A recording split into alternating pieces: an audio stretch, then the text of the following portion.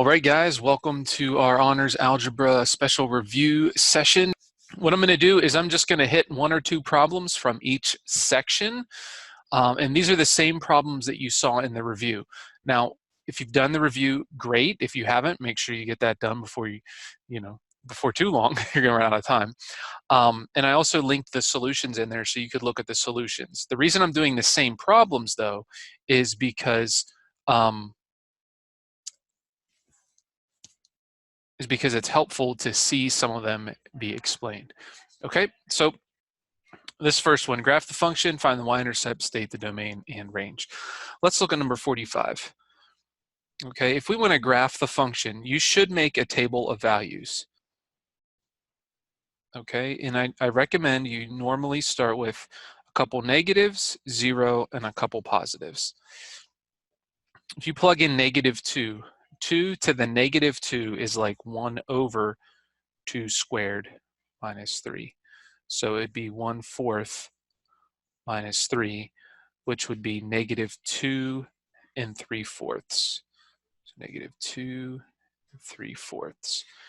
If you put -1 in, you'd have 2 to the -1, which would be like 1 over 2 to the first power. So it would be, you would end up getting 1/2 minus 3, which is -2.5. Now be careful, when you plug in 0 as an exponent, that doesn't make 2 to the 0 equal to 0. Remember, any number to the 0 power except 0 is 1. So you end up with 1 minus 3, which is -2. If I plug 1 in, 2 to the first power is 2, minus 3 is -1. And if you plug 2 in, 2 squared is 4, 4 minus 3 is 1. So if you graph this,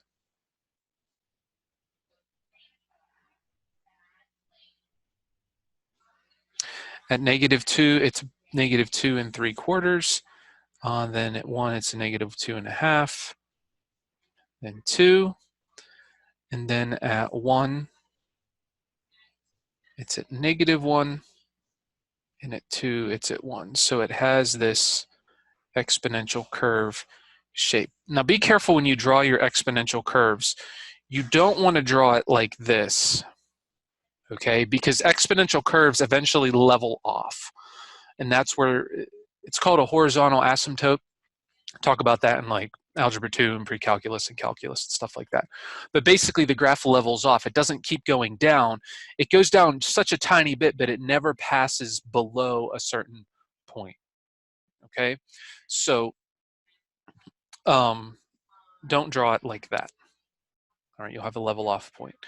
So we want to find the y-intercept. The y-intercept is right here. So that would be 0, -2 is the y-intercept. The domain is always -∞ to infinity, or all real numbers like that. That's how you do it. The range is y such that y is greater than -3. Okay, the y values go down to, but not including -3. So like that's where this level off point is. And you could kind of think about it from this picture here. As x gets more negative, this is going to be a smaller and smaller fraction. Like when x was -1, you had 1 over 2, which is a half. When x was -2, you had 1 over 2 squared, which is 1/4. If x was -3, you'd have 1 over 2 cubed, which is 1/8. So this number would continue to get smaller and smaller and smaller and approach 0 as x got really negative. So the further out you go on the negative x-axis, this part is going to get closer and closer to 0, and a number really close to 0, -3, is going to be really close to -3. This will never actually hit 0. That's why the answer never is going to actually hit -3, but it approaches -3. But that's the level off point, and your range is y values greater than that number. Okay? All right, growth and decay. Now, the exponential is p equals, for growth, is p equals a times 1 plus r over n to the nt power. A is the, I'm sorry, I wrote this backwards. A is the account balance. P is the principal amount. That means that's the original amount you started with. R is the interest rate as a decimal. N is the number of compoundings per year. And T is the number of years. So I want to find the value of $2,500. I'll do number 47. Invested at an interest rate of 2% compounded monthly for 10 years. So P is the principal amount. That's how much she started with. R is the interest rate. It's 2%, so you'd put in 0.02. N is the number of compoundings per year. If it's compounded monthly, how many times per year is that? Right, that's 12 per year. Okay, and T is the number of years. Now, you might get a question like this where it asks you to write the equation and then figure out how much she would have after 10 years. So the equation would be 2,500 times 1 plus 0.02 over 12 to the 12t.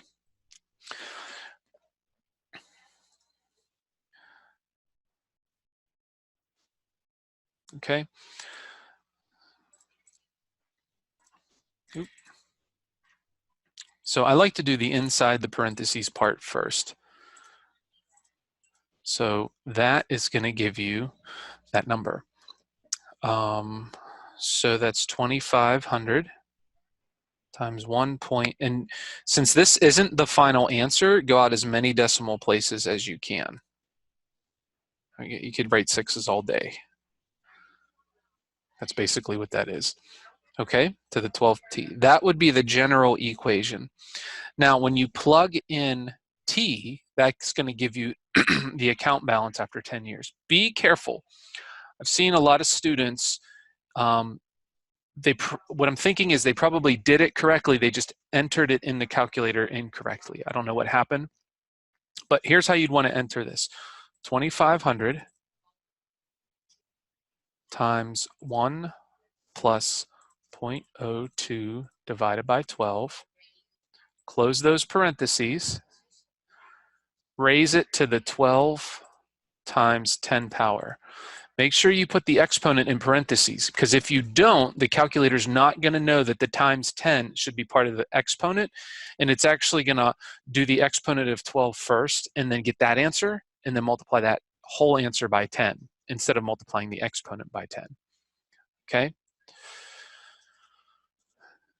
So she starts with 2,500. Now, if you think about it, she's only getting 2%, which is a small amount, and it's only compounded once every month, so monthly.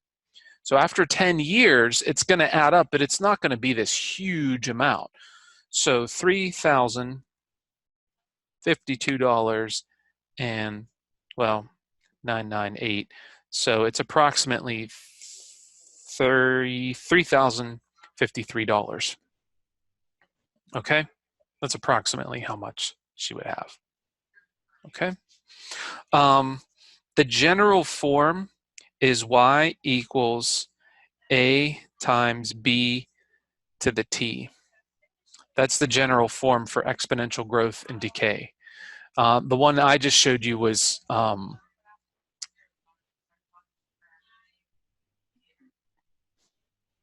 name of it is escaping my mind. It's how to find the account balance after a number of compoundings. Man, I can't think of what it's called. Driving me nuts. It's the equation for compound interest. Blah. So this is the general equation for exponential growth or decay. If b is between 0 and 1, that means you're raising a number that's less than 1 to a power. So if you do, say it was a half times a half times a half times a half, the answer is going to keep getting smaller, so that's exponential decay. If b is greater than 1, then you're going to have exponential growth because you have a number larger than 1 multiplied however many times you have for the exponent. Okay? All right, let's go on to radical equations. Now, with radical equations, you have to be careful because you can get answers that don't make sense. For example, Number 37. To solve this problem, you first want to isolate the square root. So 2 square root of x equals -10. Divide by 2. Square root of x equals -5. And what undoes a square root? You remember? Okay, square both sides. Now I get an answer, x is 25. But notice what happened. If you look back here at this step, before I squared both sides, I had a square root of something equal to a negative. Well, when you take the square root of a number, it doesn't equal a negative. Plus, if you check your answer, x equals 25, in here you would have 10 plus 2 square roots of 25, which would be 10 plus 2 times 5, which ends up giving you 10 plus 10, which is 20. That's not equal to 0.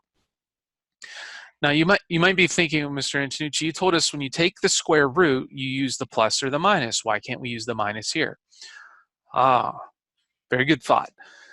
The thing is that when you take the square root to solve an equation, it's one of the steps of solving the equation. Here, we didn't take the square root to solve the equation. We actually undid the square root. Okay, so keep that in mind. When you solve an equation, and one of the steps to solve the equation is to take the square root, you have to account for the plus or minus in that case. Because usually when you take the square root, you're taking the square root of something that was squared. And when you square a positive or a negative, the answer is positive either way. So that's why you need the plus or minus when you're solving an equation and you take the square root. But that's not what we're doing here.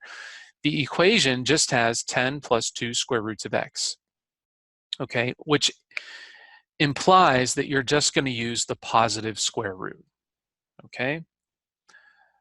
So since that didn't work, that's called an extraneous solution, okay? You always want to check your solutions in the original equation, okay? Let's look at number 41.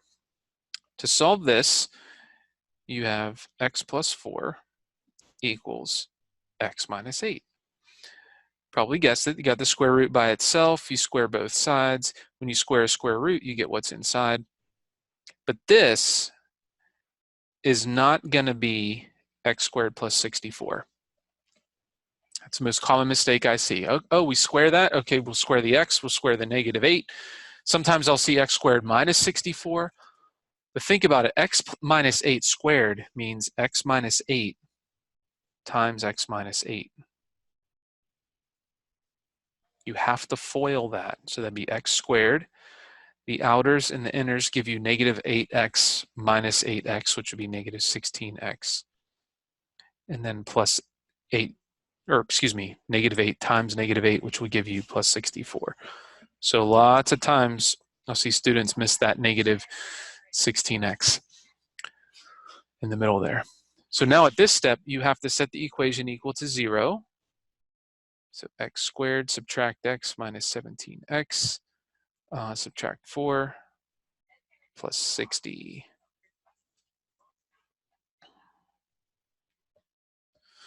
Now, we would need factors of 60 that add to -17. The only way they could add to a negative and multiply to a positive is if they're both positive. So -1, -60, that's not going to work. -2, -30, -3, -10, -4, -12. That's not going to work. -5. No, I messed that up. That would be 15. And -5, -12. That should have been a 20. Sorry, I got mixed up. And -6, -10. None of those, well, actually, the -5 and the -12 do add to -17. It should have been equal 0. Okay, so we could factor this to x minus 12, x minus 5 equals 0, which means x has to equal 12 or x has to equal 5.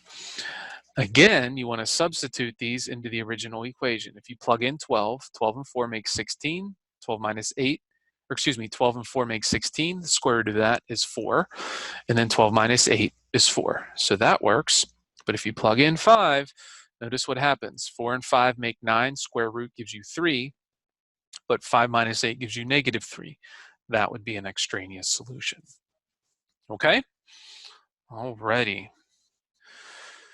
10.5's Pythagorean theorem.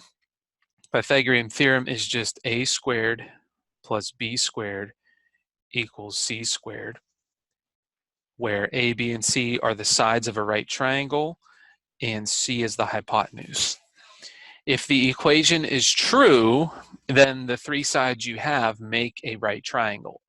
If you plug the numbers in and they don't work out, then it doesn't make a right triangle. Lots of times they will give you two sides of a triangle and say, find the missing side, okay? But so like number 45, if I plug in 3, 4, and 5, the 5 has to be the c because the c represents the hypotenuse and the hypotenuse is always the largest side. So you go 3 squared plus 4 squared. Does that equal 5 squared? Well, you would have 9 plus 16 equals 25. Yes. So yes on that one. That is we call that a Pythagorean triple. Now, how about if we look at 48? 2, 3, and 4, the largest side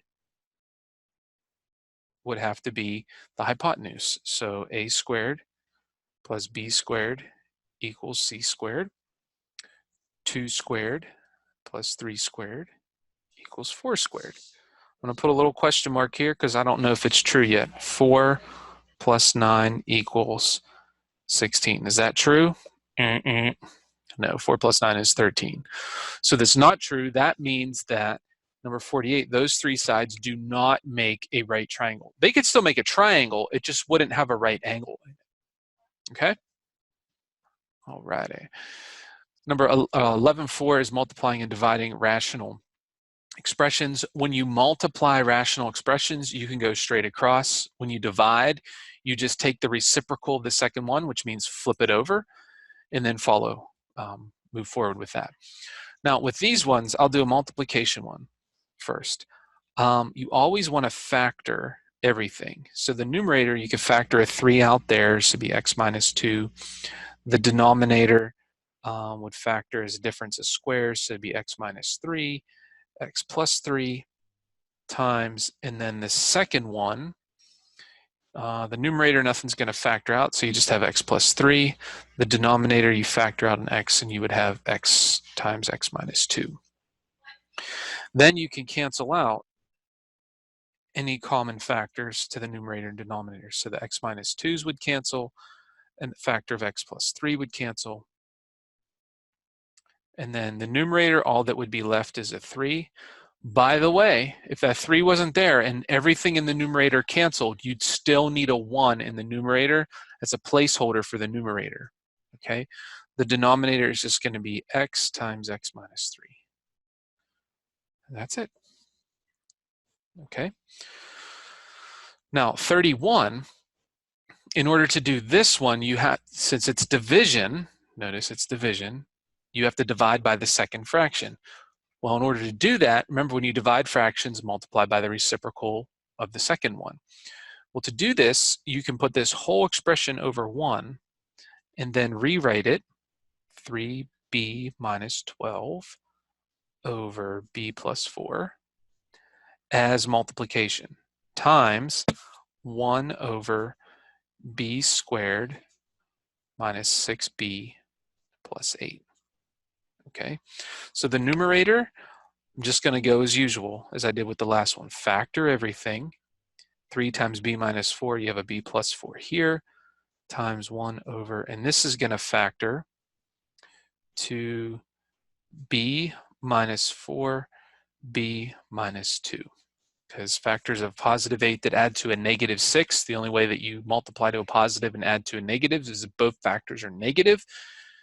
And negative 4, negative 2 multiply to positive 8 and add to negative 6. Okay, so the b minus 4's cancel. The numerator, all you have left is a 3 times a 1, which would be 3 over b plus 4 times b minus 2. Okay? That's it. That's it for this one. Okay, and then the last section we did was dividing polynomials. So let me see. I'm going to show you long division with number 34.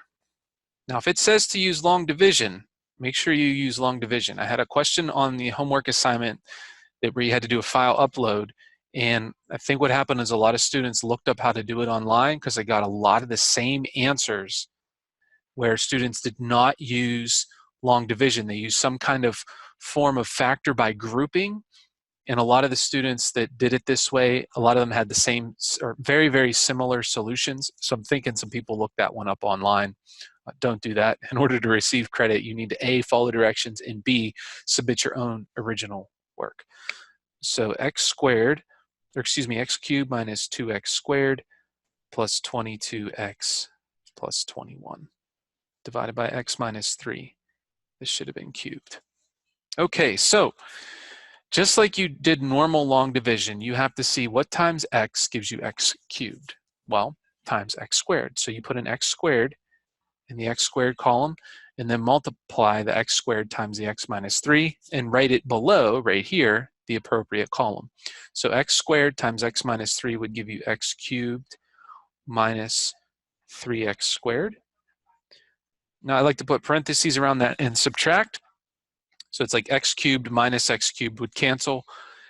Minus 2x squared minus a negative 3x squared would be like adding 3x squared, so you would just get x squared. Bring down the next term, plus 22x. Now to get x squared from x, you have to multiply by just a factor of x.